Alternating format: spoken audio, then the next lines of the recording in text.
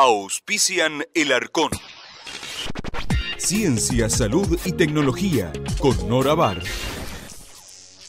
Grupo OSDE. ¡Aire! Abrimos El Arcón y nos encontramos con... un conjunto de conocimientos obtenidos mediante la observación y razonamiento. Sí, ciencia. ¿Y la tecnología? ¿Y la salud? Para la que se necesita mucho de investigación sistemática y una buena dosis de locura también. Y mirá lo que pasó con Galileo, porque él decía que la Tierra no era el centro del universo, sino que era el Sol, y terminó confinado en su casa, preso, etcétera. Y nosotros enseñamos en la facultad hoy lo que en aquella época se decía que era una locura total. Desde el presente viajamos al pasado. ¿Y qué se cree? También tratamos de remontarnos hacia el mañana. ¡Qué gravedad, Newton, Para entender de dónde venimos, quiénes somos y hacia dónde vamos. Uno tiene que imaginarse el espacio-tiempo como una tela tridimensional. Cuando todas las masas se mueven, producen estas arruguitas en la tela, que son las ondas gravitacionales. Y donde siempre, pero siempre, preguntamos para aprender. ¿Sabés qué se necesita para hacer un buen lugar de física? 4 paredes y gente brillante adentro. El Arcón, 1 hora. Casi 1 hora. De ciencia, salud y tecnología con Nora Bar. Bienvenidos.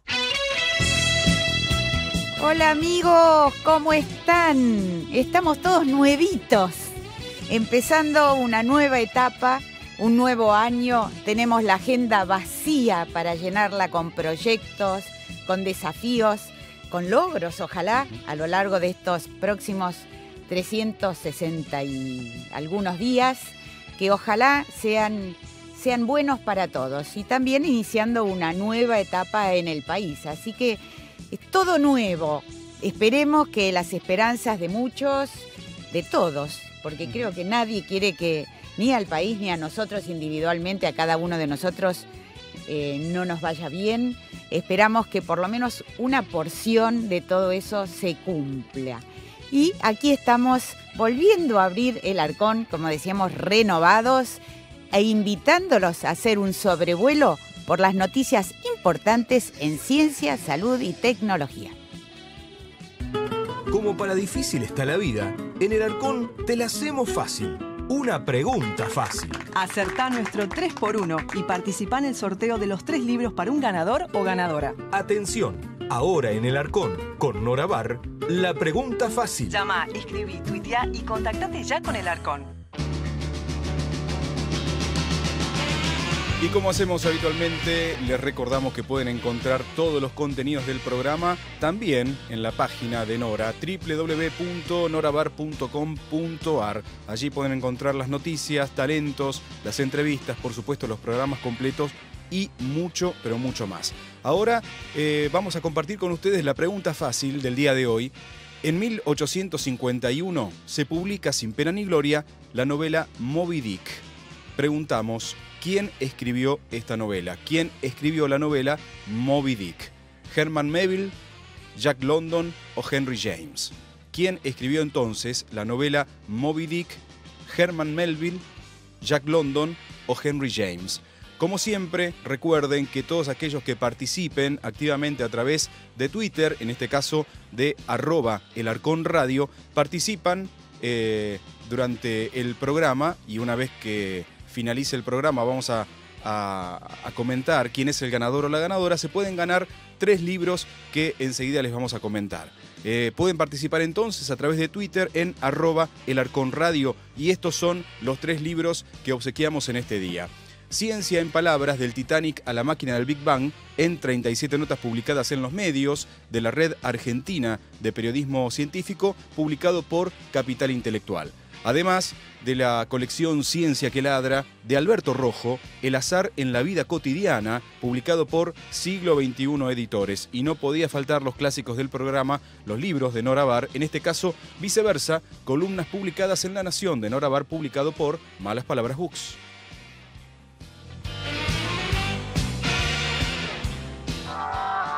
Un quinto de novedades, un quinto de noticias, un quinto de entrevistas, un quinto de inquietud por saber y un quinto de divulgación científica. El Arcón, con Nora Bar.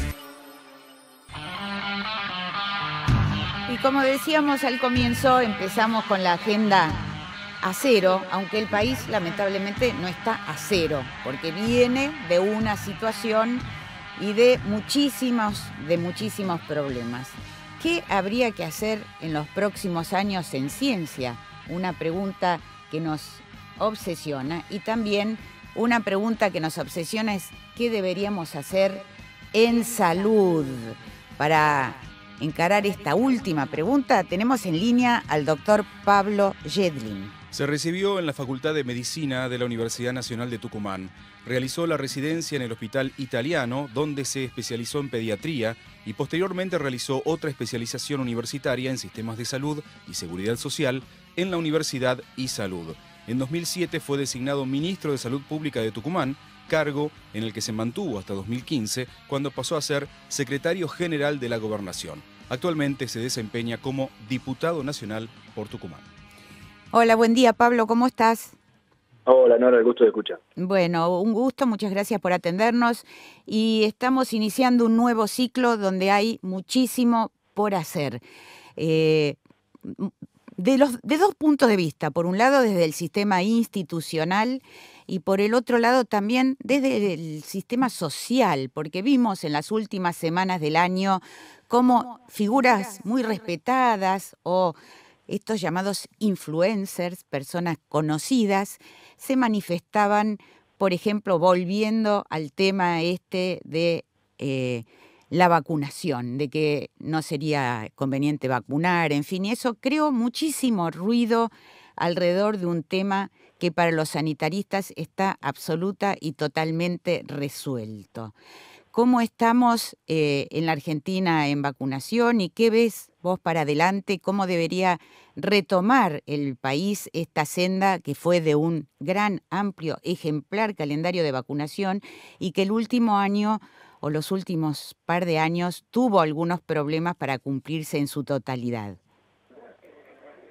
Bueno, la verdad que la Argentina, como vos decís, tiene dentro de lo que son las políticas sanitarias una gran fortaleza en un calendario de vacuna muy extenso, quizá uno de los más extensos de la región. Es verdad que en los últimos años no ha progresado, podría haber mejorado aún más, pero hemos tenido grandes problemas estos años, parte por este tema de estos pequeños grupos mal informados que de alguna manera se oponen a la vacunación, y parte también por un gobierno nacional que de alguna manera desatendió a la salud pública como una prioridad, y eso generó problemas en las compras, problemas en la desurbanización, problemas en la logística de entrega, problemas también en algunas jurisdicciones de vacunación. Bajaron las coberturas y bueno, inmediatamente, como sabemos, reaparecen algunas enfermedades que son prevenibles por vacuna. Como por ejemplo el sarampión. Por ejemplo el sarampión, exactamente, como por ejemplo el sarampión, tuvimos problemas con el meningococo, tuvimos problemas con distintas vacunas a lo largo de estos años en distintos momentos. Y la verdad que aparte no pudimos avanzar en algunas cosas que deberíamos haber avanzado. Nosotros ya deberíamos tener toda la vacunación contra polio en forma inyectable, deberíamos tener una segunda dosis para varicela que no tenemos, deberíamos incorporar una dosis contra meningococo B, que es el más común hoy en la Argentina. Entonces hay algunos desafíos que empiezan a atrasarse porque bueno, el sistema se para, es un sistema que lamentablemente requiere movilidad permanente, y bueno, creo que uno de los grandes desafíos va a ser restituir ese gran calendario de vacuna para los próximos años, inclusive también, además de las vacunas, el acceso a los medicamentos, ¿no? Hubo un gran problema con el acceso a medicamentos, la desaparición de programas Remediar, la desaparición de muchos programas verticales o el empeoramiento de los mismos, no solamente de remedios para VIH, sino también los insumos para detectar las enfermedades, lo que son los insumos para los laboratorios, los reactivos. Y estas cosas se sintieron en toda la Argentina, sobre todo en el interior y en el interior de la Argentina, con más crudeza y de forma más dura. Así que bueno, este es el gran desafío que le toca al próximo ministro de Salud, ¿no? Recuperar el ministerio y además, en un sistema tan fraccionado como el argentino, recuperar el acceso a los medicamentos y a las vacunas. Me parece que ese va a ser el primer paso. Esto, bueno, tu nombre, nosotros te llamamos porque tu nombre fue uno de los que figuró como posible candidato a ocupar justamente el Ministerio de Salud. ¿Cómo siempre uno repite que parecemos estar todos de acuerdo con respecto a qué hay que hacer en líneas generales, ¿no es cierto? Equidad en el acceso a la salud, salud para todos, salud universal. El problema es cómo alcanzan los fondos, la inversión que hace la Argentina para ofrecer salud equitativa para todos. Y no la pueden alcanzar si se pone como prioridad. A ver, el sistema de salud de la Argentina normalmente gasta 2.300, el Ministerio de Salud de la Nación gasta 2.300 millones de dólares por año. PAMI gasta alrededor de 6.000 millones de dólares por año. Si vos a eso, te digo PAMI como el máximo exponente de gasto, ¿no? 6.000 millones. El Ministerio 2.000, 2.300 millones de dólares. El último año este gobierno terminó con 1.200, o sea, realmente redujeron el gasto, la inversión en salud. Ahora, cuando vos te pones a ver 6.000 millones, 2.000 millones para lo que es el presupuesto de la Argentina, te das cuenta que son valores muy bajos, no de ninguna manera deberían ser recursos que no estuvieran a disposición de los argentinos. Más allá de que en la Argentina la salud es un derecho constitucional y que en muchas provincias también, y que eso no debería estar en discusión. Cuando uno, si bien es verdad que los medicamentos de alto costo son muy caros, pero a ver, toda la facturación de los medicamentos en la Argentina rondan los 1.000 millones de dólares. O sea, no son temas tan caros para un país si realmente lo pone como prioridad. Y los países que priorizan la inversión en salud mejoran su Producto Bruto Interno. No es al revés, no es que los países con mejor PBI tienen mejores indicadores sanitarios. La salud es una necesidad para mejorar el PBI. Entonces, lo que un país inteligente debe hacer, además de invertir en ciencia, además de invertir en técnica, además de invertir en educación, es invertir en salud, en acceso a salud. Con el sistema de salud que uno quiera, público, privado, de seguridad social, hay distintos modelos en el mundo que han funcionado. Nosotros tenemos un sistema mixto, también puede funcionar. Lo importante es entender que la salud es un determinante para la producción. No es un gasto, como lo ven a veces los ministros de Economía. Es una inversión. Invertir en salud genera más recursos. Pablo, yo el año pasado tuve la oportunidad de participar de una reunión en Copenhague donde se discutió cómo incorporar y cómo digitalizar los sistemas de salud y cómo incorporar los grandes volúmenes de datos manejados por sistemas expertos a la atención de la salud. Por otro lado, la Organización Mundial de la Salud pregona y promueve en todo el mundo el desarrollo de sistemas de atención primaria de la salud, o sea, sistemas donde prevalezca la prevención, haya médicos generalistas como eje del sistema de salud.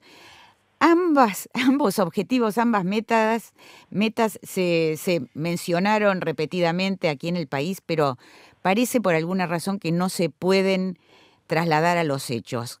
¿Qué propones vos y qué te parece que habría que hacer para justamente avanzar en la atención primaria de la salud, sacar al médico estrictamente, el médico receptor del pedido del paciente para que avance en la prevención y también aprovechar estos medios tecnológicos que existen y que países como Israel, Portugal, Finlandia están aplicando, pero a fondo, para mejorar justamente la atención de la salud, mejorar la distribución de turnos, incluso se está hablando de la receta electrónica para que los pacientes puedan ir de un país a otro sin sus remedios y puedan con esa receta comprarla directamente en otro país. Eso se está pensando en Europa, algo muy lejano de lo que está ocurriendo todavía en la Argentina, ¿no? Bueno, eso es un tema muy interesante, el modelo de atención que nosotros siempre desde los sistemas de salud público hablamos del modelo de atención primaria, parece en la Argentina limitarse solamente a la atención del sector sin cobertura social. Lo que tenemos que hacer en la Argentina es unificar el modelo de atención, que la seguridad social también entienda que la atención primaria es el método más eficiente, que es el método que mejor funciona en el mundo. Los países con atención primaria como España, como Inglaterra, han demostrado que son más eficientes, que tienen mejores resultados sanitarios. En la Argentina parece que eso estaría limitado a la gente que no tiene cobertura social, a la gente más pobre, a la gente que está más en el interior de la Argentina, cuando eso debería ser para todos los argentinos, también para los que tienen cobertura social. Es un gran desafío del sistema fraccionamiento o de fragmentación que tiene el sistema de salud en la Argentina. Creo que ese desafío es un desafío para el próximo ministro también, y me parece que esa es la política que habría que llevar adelante, porque ese es el sistema que ha demostrado, más allá de la cercanía, de la facilidad de acceso al médico, de la no complejización de casos que no deben ser, la promoción, la prevención como eje del tema sanitario. Me parece que este es el gran desafío.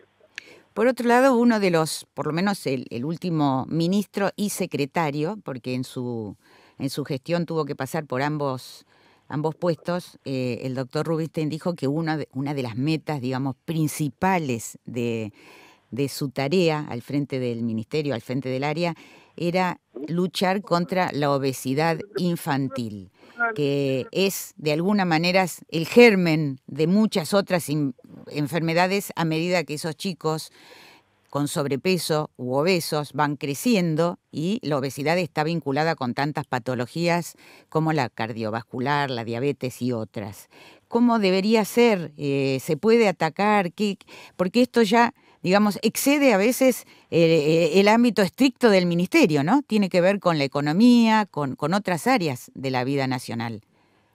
Sin duda hoy las enfermedades crónicas no transmisibles, la hipertensión, la diabetes, y la muerte prematura, ¿no? Están directamente relacionadas con la mala alimentación. La mala alimentación está relacionada con el sobrepeso y con la desnutrición, pero sobre todo en la Argentina con el sobrepeso, y es un enorme desafío para las sociedades, como lo demostraron todos los países desarrollados del mundo. Ahora, aún Estados Unidos, que era el ejemplo a no seguir en este tema, han empezado a entender esta situación, entienden que es un tema de salud pública y lo están trabajando. En la Argentina tenemos mucho por hacer en mejorar acceso a, primero, seguridad alimentaria. Hoy hay muchos argentinos que no acceden al alimento. Pero dentro de la seguridad alimentaria también lo que es la educación por el comer cada vez más sano, no más verduras, más frutas, que también son más caras. Entonces también hay una serie de desafíos para adelante que, como bien decís vos, son intersectoriales, pero que hacen a la problemática de la salud. Y obviamente tener el porcentaje de niños con sobrepeso que tenemos en la Argentina es una bomba de tiempo que va a terminar explotándonos en un futuro muy cercano. Así que bueno, ahí hay un desafío de todos, de cómo reconvertir algunos cultivos. Por ejemplo, yo vengo de una provincia muy azucarera, o sea que tengo un tema puntual con el tema del azúcar, pero tendremos que empezar a pensar en cómo hacer más alcohol para combustible y menos azúcar, y esos son los grandes desafíos que tiene la Argentina también para el futuro. ¿Es posible triunfar en esos desafíos? Parece que los intereses y los conflictos de intereses a veces hacen pensar que esa meta es casi inalcanzable. Creo que sí, creo que es posible triunfar en estos desafíos, pero es cuestión de seguir, no hay que bajar los brazos, me parece, no, este es el gran desafío. Otro de los temas que se mencionó reiteradamente en los últimos tiempos fue el de constituir una agencia de evaluación de medicamentos, tecnología, para valorar justamente esto que vos mencionás de los medicamentos de tan alto costo y las tecnologías de tan alto costo, a quiénes ofrecérselas, cómo debería el país, digamos, actuar en casos de, porque la sábana es corta y no alcanza para todos. ¿Vos qué opinión tenés sobre eso? Estoy absolutamente de acuerdo. Yo creo que la Argentina necesita una agencia de evaluación de tecnología que defina cuáles son los medicamentos, la tecnología médica que la Argentina puede pagar. Nosotros que tenemos un país en donde la salud es un derecho, parecido a España, parecido a Inglaterra, no podemos gastar cualquier cosa en cualquier medicamento o tecnología. Tenemos que entender cuál es el sistema solidario que necesitamos tener, y para eso la Argentina necesita a alguien que evalúe seriamente y sin compromiso las nuevas tecnologías y a qué valor deben ingresar al país, por lo menos para ser pagadas por la Seguridad Social o por el Estado. Después el sector privado puede decidir por su parte, digamos, pero digamos, lo que es seguro es que no se puede autorizar todo, porque si no, no hay manera de gastar en lo importante. Entonces uno no puede autorizar un medicamento para un grupo pequeño de personas si es que hay muchas personas que no se van a poder vacunar por eso. Y este es el gran desafío en un sistema transparente para trabajar en este sentido. ¿Y quiénes deberían integrar esa comisión? Porque poniéndome en abogado del diablo, si uno tiene un hijo o un familiar con una enfermedad incurable que pasa a ser curable o controlable con un medicamento de alto costo, por supuesto que entraría en la desesperación si una agencia de este tipo simplemente dijera, no, esto es caro, no lo podemos ofrecer. No es solamente si es caro, es cuán efectivo es. Yo creo que si es una cosa que es cara pero es muy efectiva, seguramente va a ser evaluada como positiva. Pasa que hay mucha medicación muy cara que no es muy efectiva. Entonces acá lo que hay que hacer es no gastar en lo que no es efectivo e intentar invertir en lo que es efectivo. Yo creo que ahí está el gran desafío. Obviamente que los pacientes son parte de este grupo de opinión, pero serán los expertos y los sanitaristas y la gente de la farmacoeconomía los que nos van a tener que definir esto.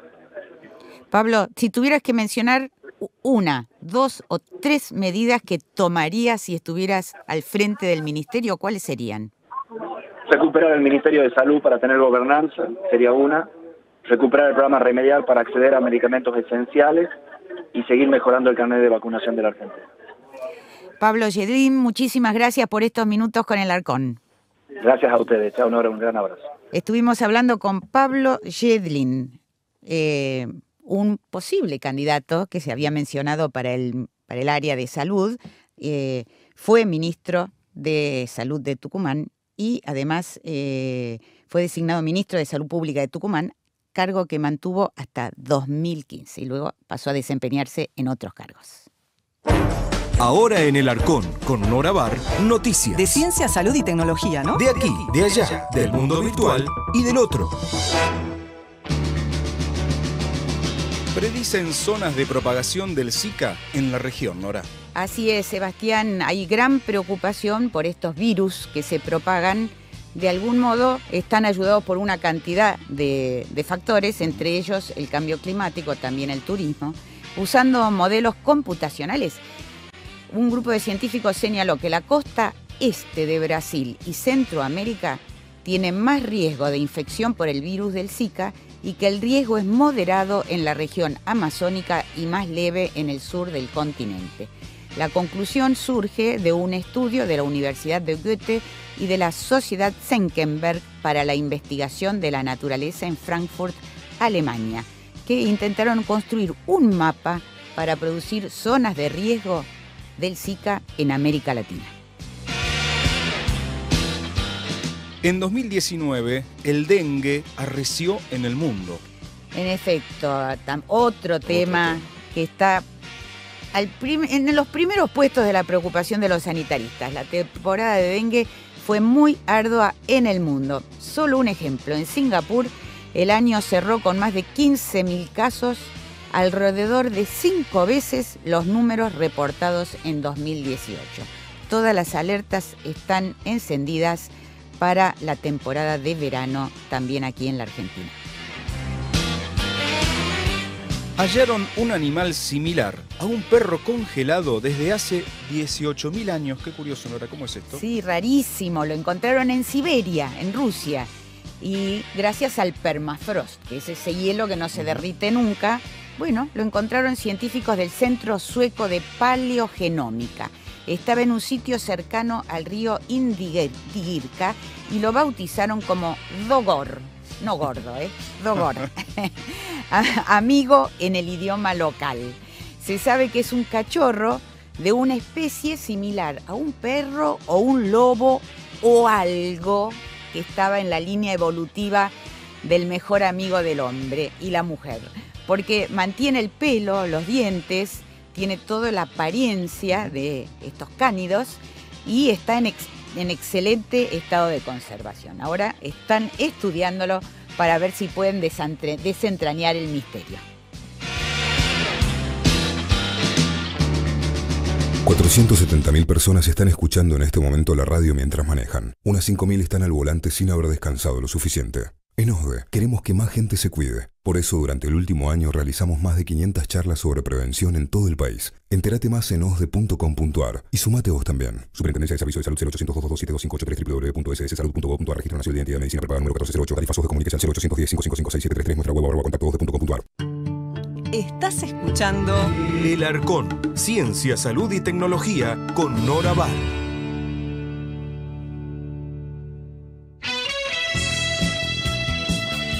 Muy bien, abrimos de esta manera el segundo bloque en el Arcón en el día de hoy. Les recordamos que pueden encontrar todos los contenidos y mucho más en www.norabar.com.ar. Allí pueden encontrar las noticias, talentos, las entrevistas completas y también los programas. Mucho más también, libros, por supuesto, www.norabar.com.ar. Ahora vamos a compartir nuevamente con ustedes cuál es la pregunta fácil del día de hoy para que puedan comenzar a participar, si todavía no lo han hecho, a través de Twitter en @elarconradio, y se pueden ganar quizá, si son los ganadores o ganadoras del sorteo que haremos en el final del programa, los 3 libros que hoy obsequiamos. Esta es la pregunta fácil de hoy. En 1851 se publica sin pena ni gloria la novela Moby Dick. Lo que preguntamos hoy es ¿quién escribió esta novela? ¿Quién escribió la novela Moby Dick? Y damos 3 opciones: Herman Melville, Jack London o Henry James. ¿Quién escribió entonces la novela Moby Dick? Pueden participar, como les decía, a través de Twitter, escribiendo en @elarconradio. Y se podrán ganar estos 3 libros. Por ejemplo, Ciencia en palabras, del Titanic a la máquina del Big Bang, en 37 notas publicadas en los medios, de la Red Argentina de Periodismo Científico, publicado por Capital Intelectual.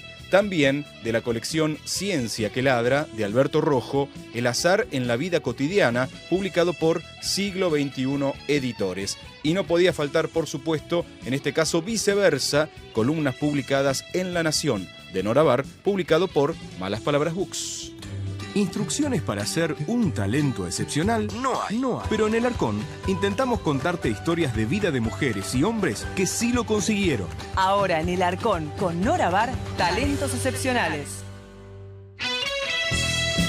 Muy bien, y Nora, ¿a quién tenemos hoy en Talentos Excepcionales para sorprendernos y aprender, como decimos siempre? Hoy tenemos a un matemático muy, pero muy singular, Sebastián. Al francés Cédric Villani, ganador de la célebre medalla Fields en 2010 cuando tenía 37 años. Sabés que la medalla Fields se da cada 4 años. Es más difícil que el Nobel. El premio monetario es irrisorio, pero es muy difícil y por eso goza de tanto prestigio. Y además se la dan a matemáticos de menos de 40 años. Así que si hiciste un gran descubrimiento después de los 40... No tendrás suerte, al menos con ese premio. No, lamentablemente no. Villani nació en octubre de 1973. Hoy tiene 46 años en la localidad francesa de Brive-la-Gaillarde. Se doctoró en matemático a los 25 en la Universidad París-Dauphine. Hace unos años vino a Buenos Aires y yo tuve el privilegio de entrevistarlo. Sí, por suerte lo pude conocer. Y es un personaje increíble. Delgado, alto, de traje elegante, melena cuadrada, tiene el pelo muy lacio y cortado así, cuadrado, con un gran moño de raso rojo, saco negro, un imponente broche con unas piedras preciosas de una araña que estaba prendido sobre su solapa izquierda. Parecía cualquier cosa menos un matemático. Sin embargo, como decimos, es un matemático y de la élite de los ganadores de la medalla Fields. Bueno, en aquel momento me tocó entrevistarlo y decía esto de sus comienzos como matemático y de su vida cotidiana. Es el lado B de los matemáticos, el que podemos entender todos. No fui un niño prodigio, pero siempre me sentí muy cómodo con esta ciencia. Vengo de una familia de intelectuales. Había libros por todas partes. Se respiraba el conocimiento, la matemática. Es verdad que conciliar la vida personal y profesional siempre es una tarea ardua para el científico, porque uno tiene que concentrarse en un tema y escucha bien también lo otro que tenía. También llevar a los chicos a la escuela, bañar al bebé y todo eso. La vida misma. Finalizamos con esto. Hace 200 años, me dijo en aquel momento Villani, los grandes compositores tenían servicio doméstico que se ocupaba de todo, mujeres que se dedicaban a la casa y a la familia. Pero ahora esto se acabó.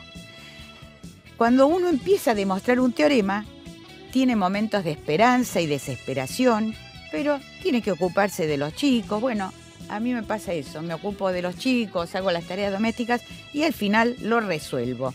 Es una gimnasia que me encanta practicar. Villani, que en este momento, en este preciso momento, figura como candidato a lo que se conoce en París como la mairie de París, o sea, el gobierno de la ciudad luz. Sí, fue diputado y ahora se presentó y quiere ser alcalde, como continuador de Ana Hidalgo, que es la actual alcaldesa de París. Bueno, parece que los números no le dan muy bien, pero no importa, él está decidido y sería un caso rarísimo de un matemático que se lanza a la vida política y a la vida pública de esa manera. Pero bueno, Villani es verdaderamente un personaje. ¿Y qué podemos decir? ¿Qué podemos decir, Nora? Que Cédric Villani es un talento excepcional. Un quinto de novedades, un quinto de noticias, un quinto de entrevistas, un quinto de inquietud por saber y un quinto de divulgación científica. El Arcón, con Nora Bar.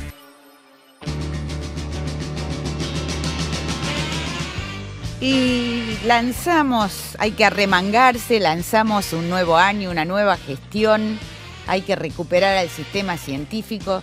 ¿Y a quién podíamos llamar para que nos oriente en este bosque de desafíos, de cosas por hacer, sino a nuestro científico de cabecera en temas de gestión de la ciencia, al doctor Jorge Aliaga?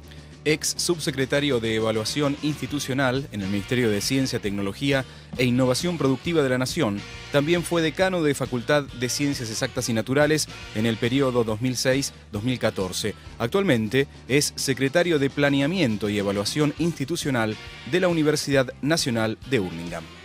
Hola Jorge, buen día, ¿cómo estás?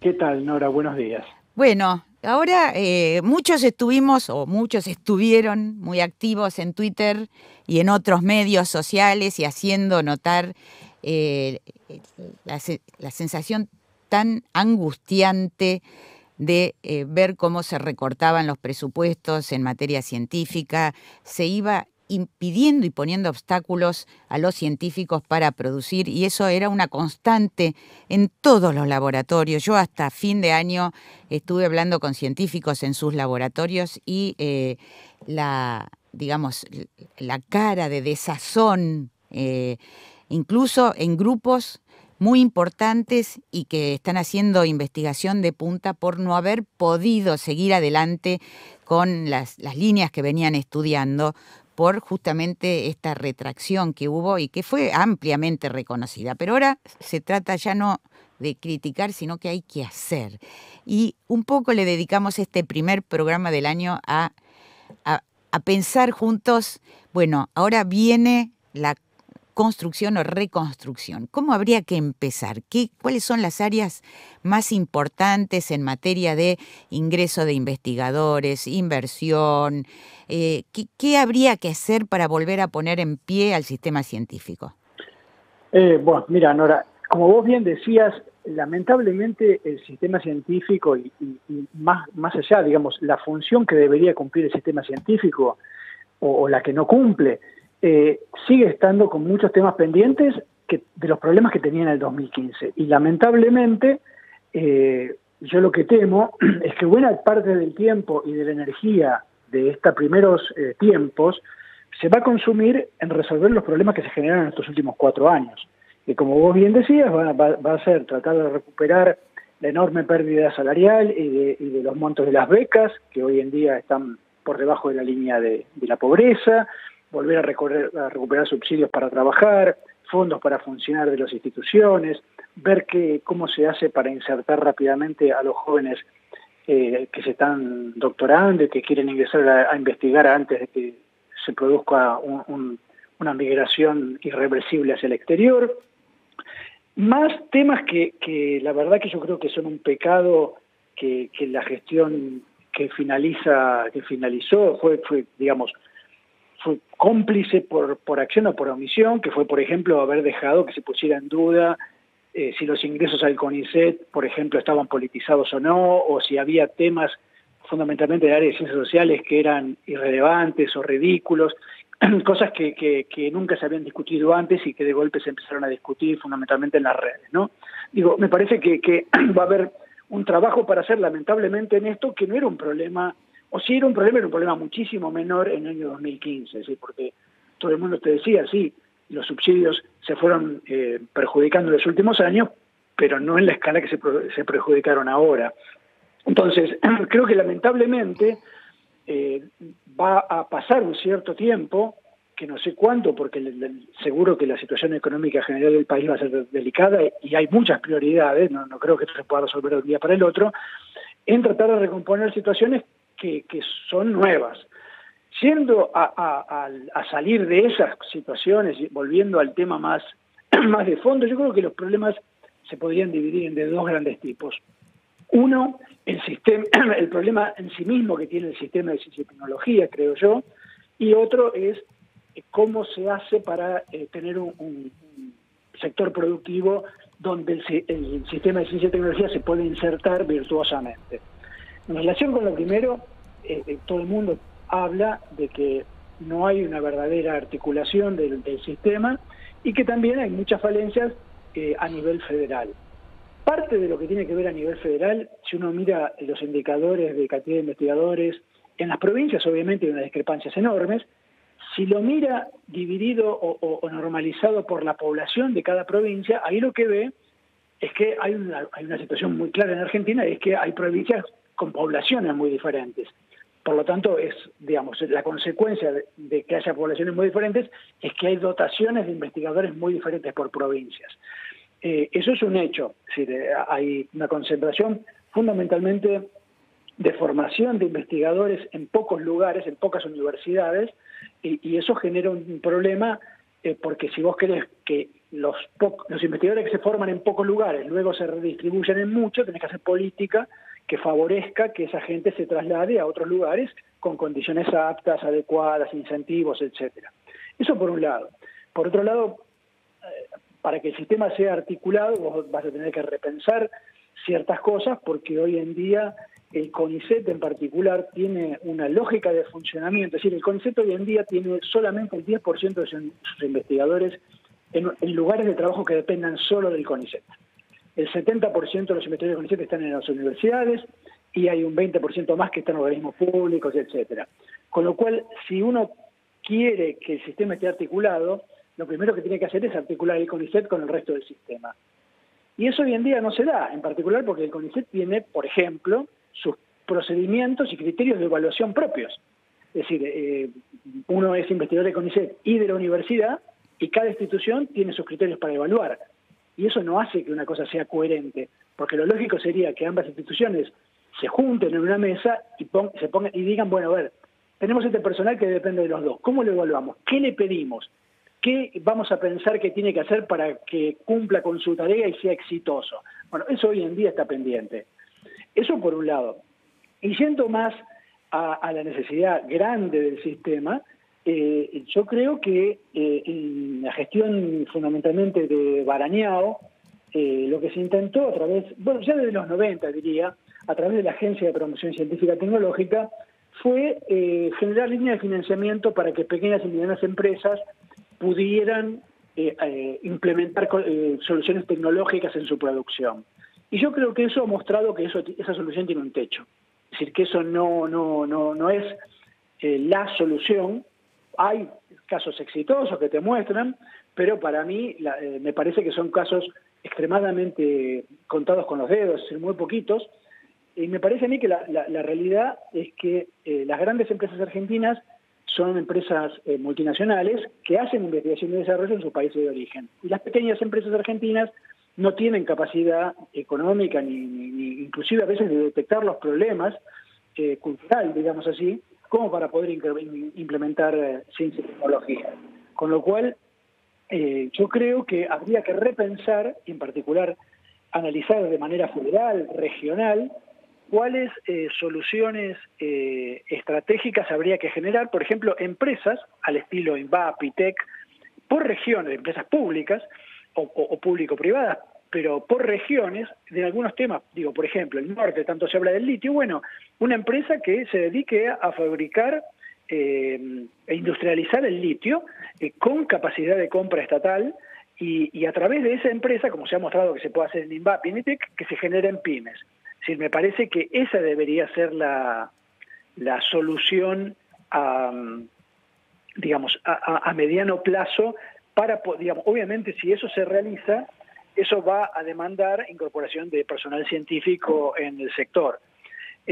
Me parece a mí que nosotros muchas veces hablamos de que la inversión en ciencia y tecnología en Argentina es baja, pero me parece que no hay manera de pasar de una inversión en ciencia y tecnología del 0,5, 0,6, que es lo que ha venido oscilando. Es decir, ustedes saben que hasta hace unos años era del 0,65, ahora va a estar en estos años abajo del 0,5, pero no hay manera de llegar a porcentajes razonables, tipo 1,5, 2%, si no se hace incorporando sectores productivos. Y eso no va a ocurrir solo de la mano de los privados, al menos en una primera etapa. El Estado va a tener que intervenir. Eso es interesantísimo porque los países que tanto se mencionan, como Corea del Sur, Israel y otros, tienen digamos, recorrieron un camino de desarrollo muy rápido y que llegaron a niveles de desarrollo humano y desarrollo económico notables. Todos invierten muchísimo más que lo que invertimos nosotros y que los que invierten los países de la región, ¿no? Incluso llegando al 3 o 4% del PBI en investigación y desarrollo, lo cual parece más o menos irnos de acá y subir al Everest, ¿no? Exacto.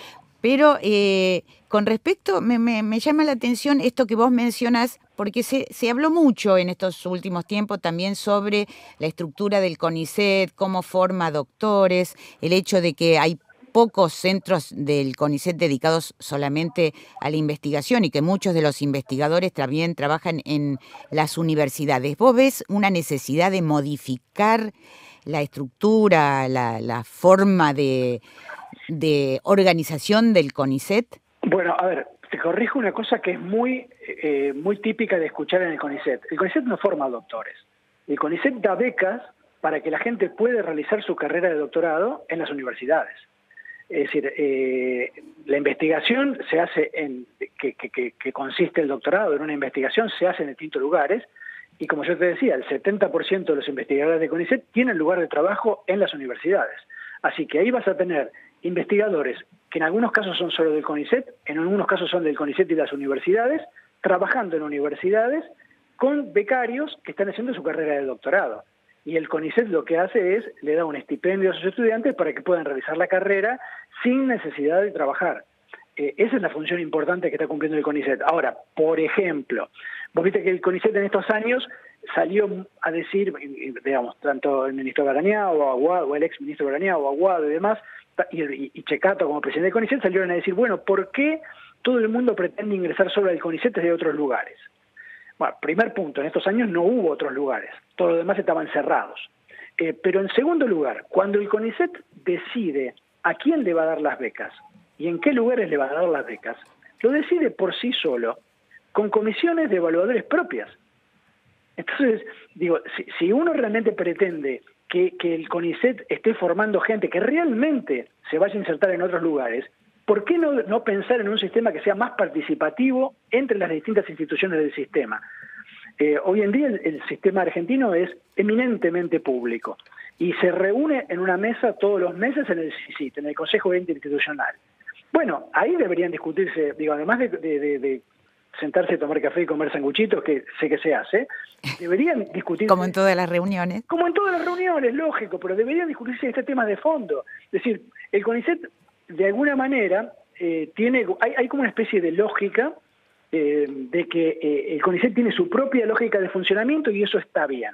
Ahora, si vos tenés, por ejemplo, investigadores de CONICET en la Comisión de Energía Atómica, no tienen que coordinar con la Comisión de Energía Atómica qué evaluación le van a hacer esos investigadores, digamos, porque están trabajando en la Comisión de Energía Atómica, ya sea si tienen cargo de la Comisión de Energía Atómica o no lo tienen.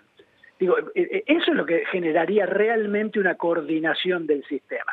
Y yo creo que eso está lejos de ser pensado siquiera por las autoridades históricas del CONICET, porque son de alguna manera muy digamos, como que hay una tendencia a pensar que como el CONICET tiene niveles de excelencia y funciona bien, no tiene ningún problema. Y yo te diría que de alguna manera el problema que tiene, si querés, podría pensarse como demasiado exitoso. Es decir, bueno, está bien, ha crecido mucho y tiene niveles muy buenos de evaluaciones y demás. Ahora, si eso lo hace de manera autónoma, no ayuda a que las demás instancias con las que comparte recursos humanos coordinen y trabajen en conjunto. No sé si se entiende. Perfectamente. Jorge, te hago otra pregunta. A fines de año fue invitada también a participar en se llama Laboratorios de Aceleración del Programa de las Naciones Unidas para el Desarrollo, donde se hizo una especie de taller durante una mañana con personas llegadas de distintas actividades, de distinta formación, para analizar por qué las políticas públicas en nuestros países no están informadas por la evidencia. Todos lo sabemos, hay una especie de precipicio entre lo que es el sistema científico, no estrictamente el CONICET, sino todas las organizaciones e instituciones que producen conocimiento, y los sistemas de ejecución de políticas públicas, como pueden ser desde la Cámara de Diputados y Senadores, como también el área ejecutiva, las municipalidades. No hay un diálogo que permita decir, bueno, tenemos tal problema, ¿cómo lo vamos a resolver? En el país hay muchísimo conocimiento acumulado que podría ayudar a resolver los problemas de la mejor manera, pero las dos partes de esta ecuación no se comunican entre sí. Te pregunto ahora a vos, ¿por qué te parece que hay tal división, tal incomunicación entre las personas que pueden proveer soluciones y las personas que tienen que ejecutar la solución de los problemas, y cómo podría resolverse? Bueno, a ver, en parte tiene que ver con lo que yo te decía antes, ¿no? Es decir, me parece que hay poca inserción de científicos, y particularmente de investigadores del CONICET, en organismos de ejecución de políticas. Y ahí hay todo un tema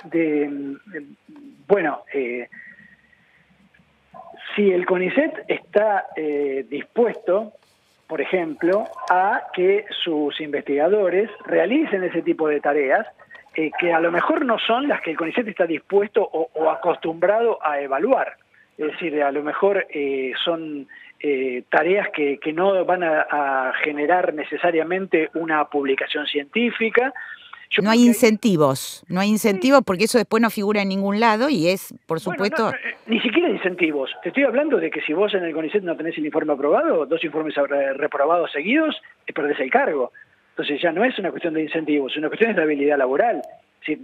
Uno puede tener voluntad de resolver ciertos problemas, pero tampoco se le puede pretender a la gente que sea suicida. Cada uno tiene su trabajo y tiene derecho a pretender vivir de él, digamos. Entonces, lo que tiene que adecuarse es el sistema.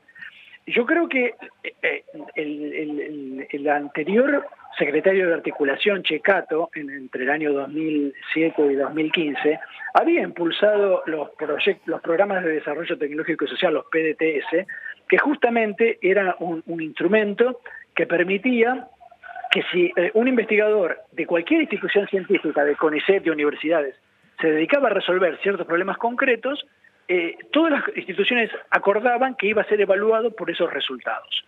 Eso se firmó, se empezó a ejecutar, pero lamentablemente en estos 4 años, esa misma persona que estuvo sentada en la presidencia del CONICET no lo siguió impulsando.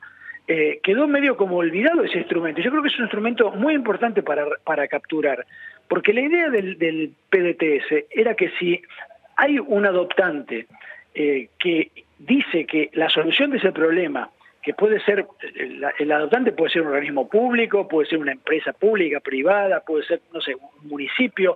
Si dice que la solución de ese problema para ellos va a generar una ventaja, una solución tecnológica, social, una mejora de vida de la gente y demás, eso, digamos, amerita que haya un grupo de investigadores trabajando en él y que van a ser evaluados por las soluciones que genere esa solución del problema, sin importar si genera un paper o una patente. Bueno, eso es importantísimo porque sería cambiar con toda una cultura, ¿no? Sí, ojo, no invalida además, ¿eh? Además de, el que sigue generando ciencia básica y haciendo papers está muy bien, el que hace patentes está muy bien, pero además se habilita esta vía, que no es ningún invento, ya te digo, fue acordada en el año 2012, firmada por todos los organismos. Es una cosa bastante rara, pensá que todas las universidades a través del CIN, más el CONICET, y ahí tenés el 80% del territorio del país, más todos los organismos de la CONEA, el INTE, el INTI, todos acordaron aceptar eso como instrumento de evaluación de su personal. Bueno, yo creo que habría que potenciar eso y avanzar en ese sentido.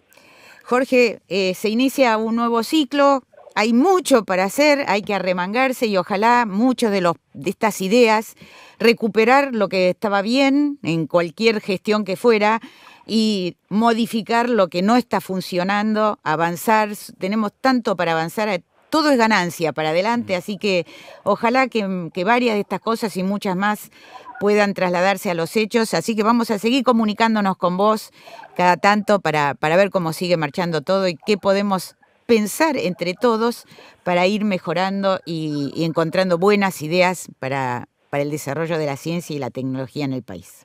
Cómo no, Nora, muchísimas gracias por la llamada. Hasta luego. Un gran abrazo. Fue Jorge Aliaga, actualmente secretario de Planeamiento y Evaluación Institucional de la Universidad Nacional de Hurlingham. Extra, extra. Ahora, en El Arcón. Revolvemos libros, apuntes, papeles arrugados y revistas viejas para conocer casos y cosas curiosas de nuestro mundo.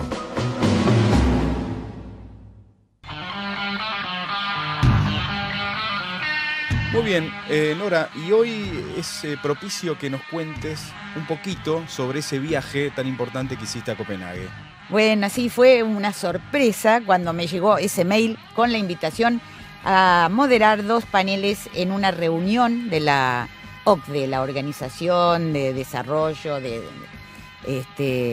los Países, y que se trataba justamente sobre la incorporación de las nuevas tecnologías a la salud, con una participación impresionante porque gran parte de los participantes eran o ministros de salud o altos funcionarios de salud en distintos países. Había países de todo tipo y lo primero que comenté cuando llegué es que yo viajé 14 horas, pero parece que llegué a Marte, porque claro, las cosas que están implementando en países como Portugal, Israel, Francia, bueno, Finlandia. Finlandia tiene todas las historias clínicas digitalizadas y todo normatizado. Se pueden incluso avanzar sobre esos datos haciendo tanto campañas de prevención como en los casos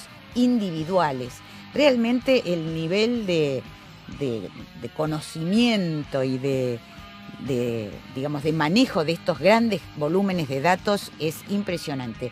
Ellos sí están preocupados por la parte ética, ¿no? Que es también, digamos, un paso atrás en la privacidad, porque estos datos pasan a ser dominio del Estado, pero ven que les redunda en una efectividad muchísimo mayor, ¿no? Y me llamó mucho la atención lo que dijo un ministro suizo, porque él comentó que había 2 maneras de hacer las cosas. O buscar lo mejor de todo y tardar un montón. La excelencia. Sí, la excelencia y tardar un montón, o ir por el segundo sistema, el que no es tan perfecto, pero más accesible y hacerlo rápidamente. Dice, nosotros fuimos por el segundo, para no demorar tanto. Así que fue realmente muy interesante. Por supuesto que no están todas las preguntas resueltas, pero se está avanzando mucho y ya se está hablando incluso, el comoderador es un médico, fue un médico que estudia el futuro de la medicina y realmente el escenario que plantea desde el médico y el paciente como pares, decidiendo el tratamiento y los pasos a tomar con respecto a la salud del paciente, son verdaderamente impresionantes. Muy bien. Y para finalizar, Nora, si te parece, un tópico de color sobre la ciudad. ¿Hay algo que te llamó la atención?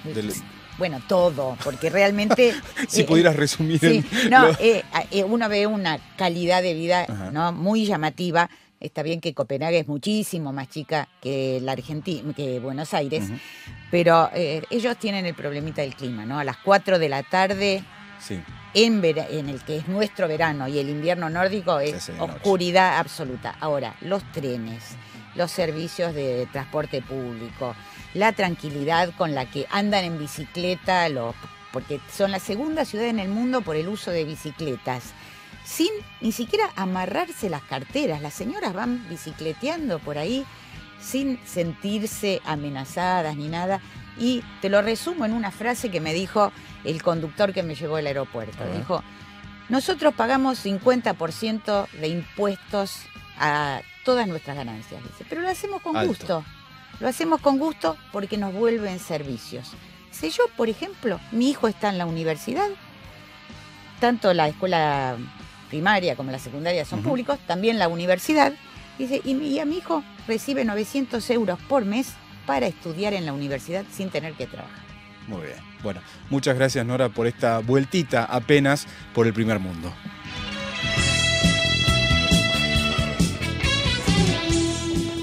Bueno, muy bien. Últimos minutos, Nora, del Arcón del día de hoy. Es momento de dar la respuesta a la pregunta que hicimos durante todo el programa. Preguntamos quién escribió la novela Moby Dick. Y usted, como siempre, tiene esta respuesta al menos. Acá la tengo, acá al lado mío. Bueno, era la pregunta bastante fácil, Herman Melville, pero tengo algunos datos puntuales para recordar sobre su vida. Nació en Nueva York en agosto de 1819. Su papá, Alan Melville, sin la E final, tenía 37 años cuando se casó con María Gansevoort, de 28. Tuvieron 8 hijos, nada menos. Herman fue el tercero. Podemos decir que casi toda la obra literaria de Melville terminó en el más increíble fracaso. Sí, es increíble. Publicó varios libros con tiradas de 350 ejemplares. Mire usted. Prácticamente nada, incluso menos. De varios de sus textos se imprimieron solamente 25 ejemplares. Casi como una editorial independiente de aquí. Pero no. Incluso menos, 25. Bueno, en fin, como suele suceder, nuestro talentoso autor estaba lleno de defectos. Alcohólico, violento con su familia, irascible y hasta considerado loco por muchos de sus contemporáneos. Una figura fuera de lo común. Trabajó casi 20 años como un oscuro funcionario administrativo de la aduana.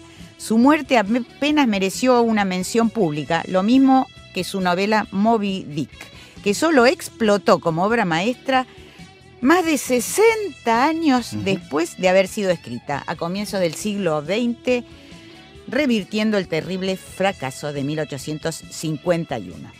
Murió en Nueva York, Herman, en septiembre de 1891 debido a problemas cardíacos cuando tenía 72 años.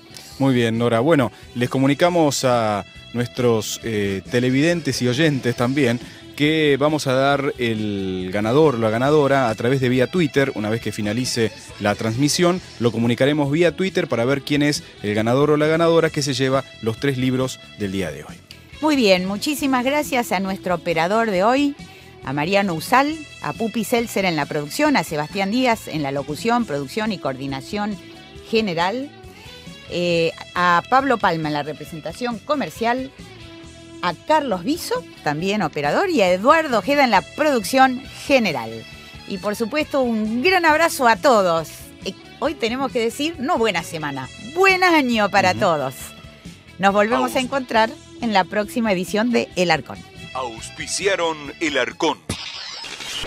Ciencia, salud y tecnología con Nora Bar. Grupo OSDE. El Arcón. Ciencia, salud y tecnología con Nora Bar es una realización de Malas Palabras Producciones SRL.